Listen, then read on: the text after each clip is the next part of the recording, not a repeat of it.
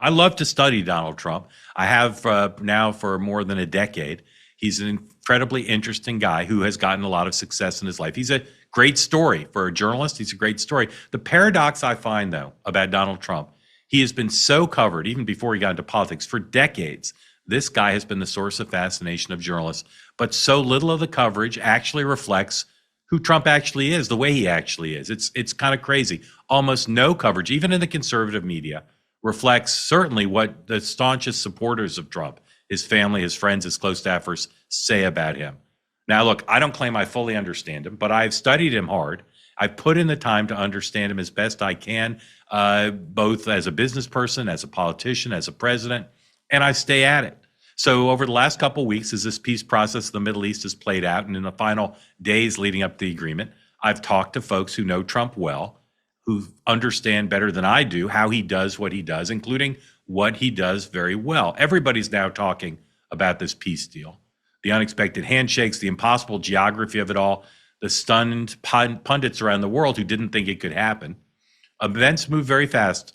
Trump went on this Monday trip this week. You've had Joe Biden and Tony Blinken claiming credit for what happened.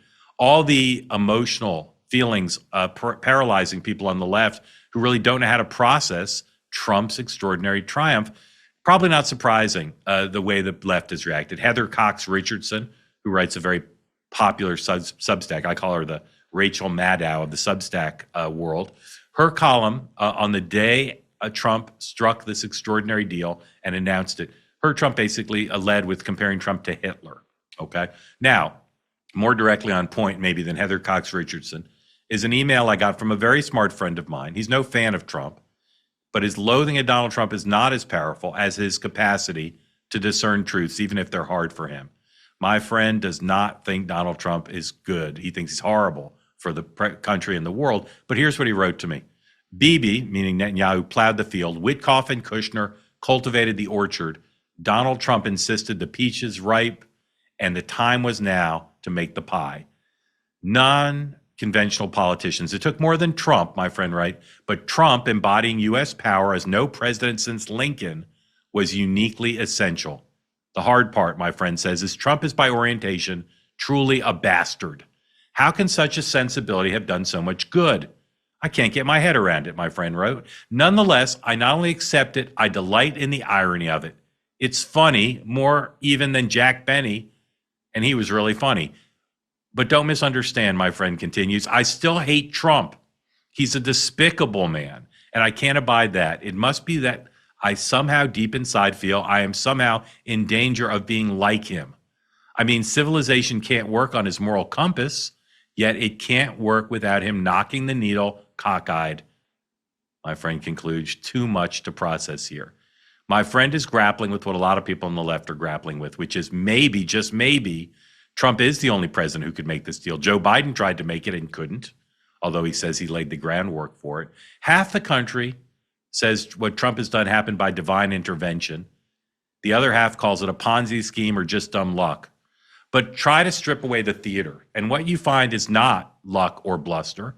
As a student of Donald Trump, who's done a lot of reporting this week, I can tell you that this happened because Donald Trump has the skills.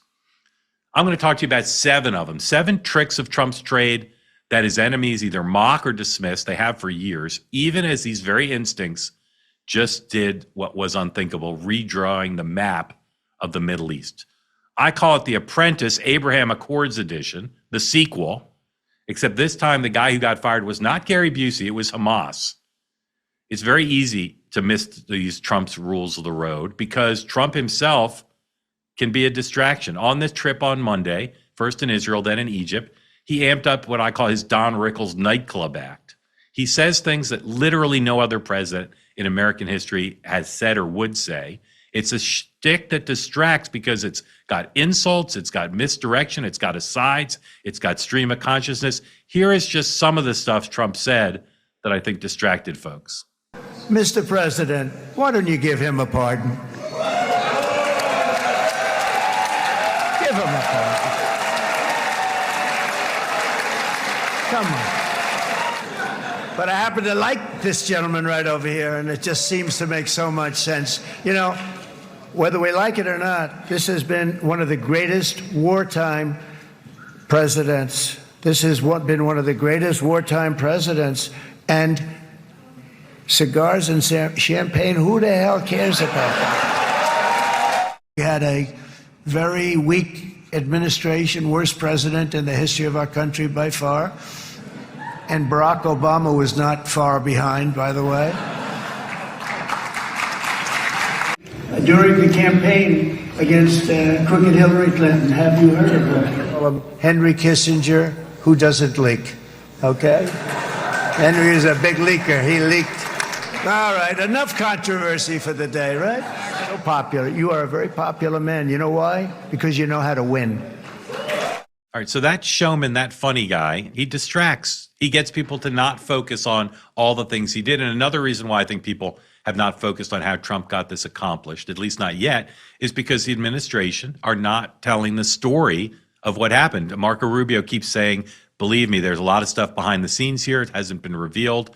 Trump was his usual boastful self on Monday, but he also was generously crediting his team, particularly Rubio, Steve Witkoff, and Jared Kushner, but again, not giving specifics about how this was pulled off. And they've kept quiet about all the detailed conversations and the tactical moves Trump himself made to bring this about. Someday maybe we'll know, but we don't yet. With limited knowledge of the details, though, any close student of Trump can tell you what happened here, at least the broad outlines, because whether you love Trump or loathe him, there's a pattern here. There are things Trump did that I call the Maven of Mar-a-Lago 101, the artistry behind this very significant pact. Everybody, let me tell you about an organization. It's called the Vapor Technology Association. It's a group started nearly a decade ago to protect the rights of Americans who choose alternatives to smoking. And it's about the small businesses who have made a living with this technology. They support science-based policies and the rights of adults to make healthier choices. Did you know that many family-owned vape shops and manufacturers across the country are now under attack thanks to what are outdated Biden-era regulations that threaten to wipe out an entire industry? The Vapor Technology Association, also known as VTA, says businesses are being destroyed and people are losing their jobs. But the VTA says President Trump has a clear opportunity now to change all this and to protect Americans' right to make their own choices, also to defend small businesses and restore a free and fair marketplace. Head over now to vaportechnology.org to learn more about the group and why they are leading the charge to support American innovation. And if their mission appeals to you, consider becoming a member when you get to the website. Again, that's vaportechnology.org, and tell them you heard about it here on Next Up.